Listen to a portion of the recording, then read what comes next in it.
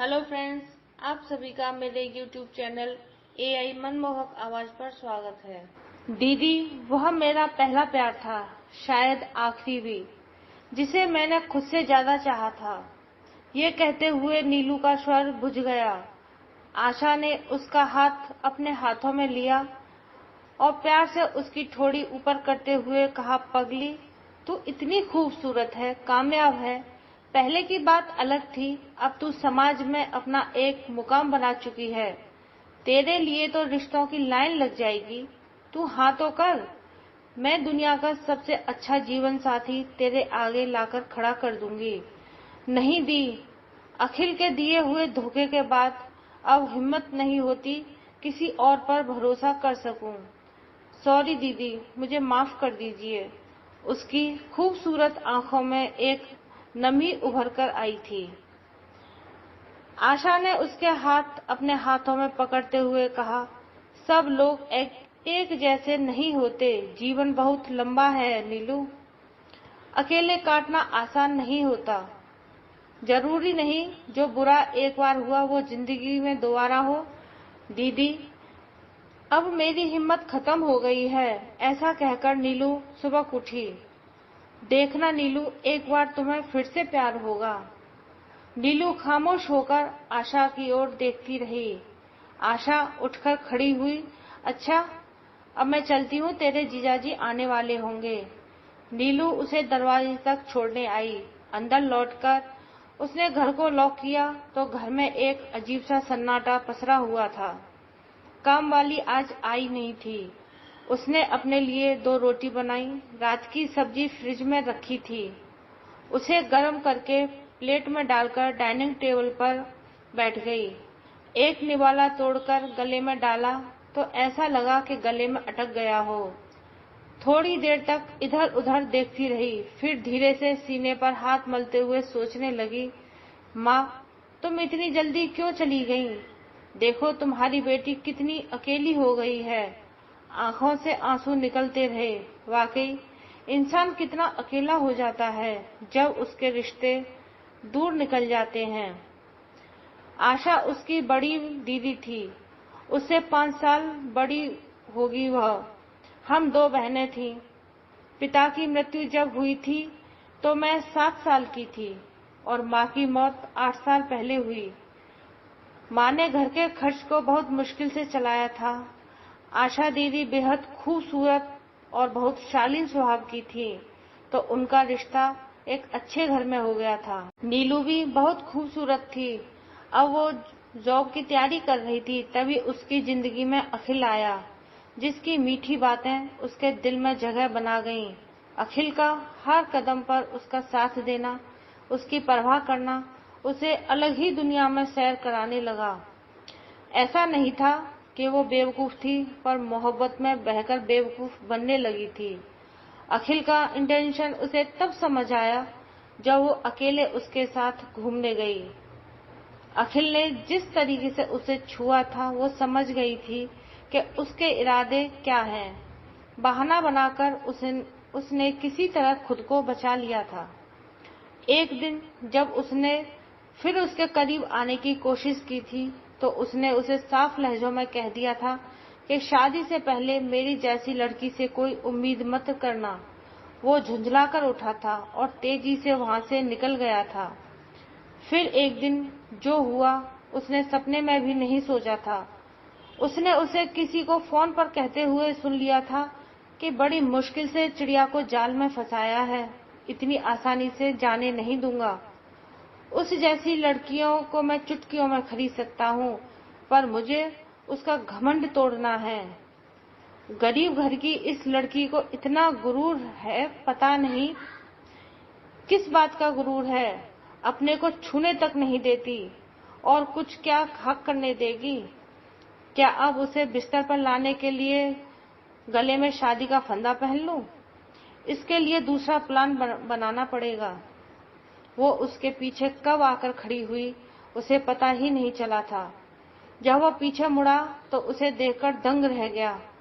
उसने बात बदलने की कोशिश की, पर तब तक बात खत्म हो चुकी थी। फिर नीलू ने अपनी माँ को साथ लेकर ये शहर छोड़ दिया था।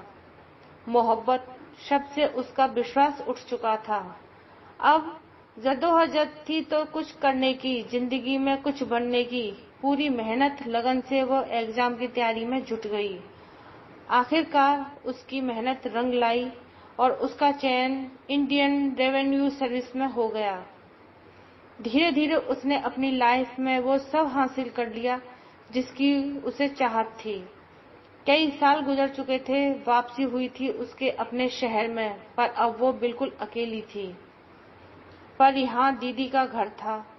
दीदी चाहती थी कि वो उसके साथ आकर रहे, पर वो अलग रहना चाहती थी। इस शहर को दोबारा से महसूस करना चाहती थी। इसलिए उसने अलग रहने का फैसला किया। अपनी पिछली जिंदगी के बारे में सोचते हुए वो अभी तक अपने विचारों के अंदर समुंदर में डूबी हुई थी कि अचानक उसका फोन बज उठा। हेलो नीलू, कल संडे है, तुम कल लंच में मेरे साथ मेरे घर पर आ रही हो ना? मेरी बेस्ट फ्रेंड पिंकी का फोन था। उसने अपनी अलमारी खोली, उसमें से ब्लू कलर का सूट निकाला और व्हाइट कलर का मोतियों की लेस जड़ा दुपट्टा ओढ़कर, व्हाइट कलर की बिंदी लगाकर, खुद को शीशे में देखकर अपने हल्के सुनहरे बालों को खुला छोड़ दिया, मानो वो अपनी खूबसूरती से बेपरवाह थी। उसने अपनी गाड़ी निकाली और चल दी। वहां पहुंचने के लिए 1.5 घंटे का रास्ता तय करना था। ये खूबसूरत टेढ़े मेढ़े रास्ते हमेशा उसकी पसंद थे। रास्ते में एक जगह पर उसने गाड़ी को रोक दिया। खूबसूरत पिंक कलर के जंगली गुलाब की झाड़ी देखकर वो मंत्रमुग्ध हो गई। ताजी ठंडी हवा उसके गालों को छू रही थी। तभी एक गुरूर गंभीर आवाज ने उसका ध्यान भंग कर दिया। ए मैडम, बीच रास्ते में गाड़ी क्यों रोक दी? वैसे ही इतना संकरा रास्ता है, लगता है कि आप किसी की जान लेकर मानेंगी। आवाज सुनकर वह हड़बड़ाकर पीछे पलटी। उसने नजरें उठाकर इधर उधर नहीं देखा, सीधे अपनी गाड़ी की तरफ बढ़ने लगी। तभी टोकने वाला शख्स अपनी गाड़ी से नीचे उतरकर उसके आगे आकर खड़ा हो गया। उसके कदम वहीं पर रुक गए। उसने सिर उठाकर उसकी तरफ देखा। रोकने वाले बंदे की पर्सनैलिटी भी गजब की थी। लगभग 6 फुट का, व्हाइट कलर की शर्ट और ब्लू कलर की जींस, गेहुआ रंग, घुंघराले बाल, दाएं हाथ पर टैटू और एक गले में रुद्राक्ष की माला थी। उसे वो ध्यान से देखकर उसने आंखें नीचे कर ली। वो मैं उसके मुंह से निकला ही था। तभी नहीं, मैं ये चेक कर रहा था कि आप गूंगी तो नहीं हैं। ऐसा कहकर वो जोर से हंस दिया। नीलू हंसी नहीं, उसने चुपचाप गाड़ी में बैठकर गाड़ी स्टार्ट कर दी। वो चल दी। मोबाइल उठाकर टाइम चेक किया, 12:15 बज चुके थे। आगे जाने पर साइड के मिरर से देखा तो वो शख्स भी अपनी गाड़ी में उसके पीछे ही आ रहा था। अजीब इंसान है, उसने मन ही मन सोचा। पिंकी के घर पहुंचकर उसने चैन की सांस ली। पिंकी के हस्बैंड का अपना बिजनेस था, काफी अच्छी और रिच फैमिली थी। पिंकी ने उसका बहुत ही गर्मजोशी से वेलकम किया। बहुत खुश थी उसके आने से, और क्यों ना होती, आज हम 10 सालों बाद मिल रहे थे। आज लंच पर मेरे हस्बैंड की मौसी भी आ रही हैं अपनी फैमिली के साथ। क्यों, कहीं बाहर से आ रहे हैं? नहीं, यही पड़ोस में जो उनकी कोठी है वहीं से आ रहे हैं। बाजवा ग्रुप का नाम सुना है तुमने? बाजवा इंडस्ट्रीज के मालिक हैं वो। काफी बड़े लोगों से ताल्लुक रखती हो। नीलू मुस्कुराई। 15-20 मिनट बाद वो लोग आ गए।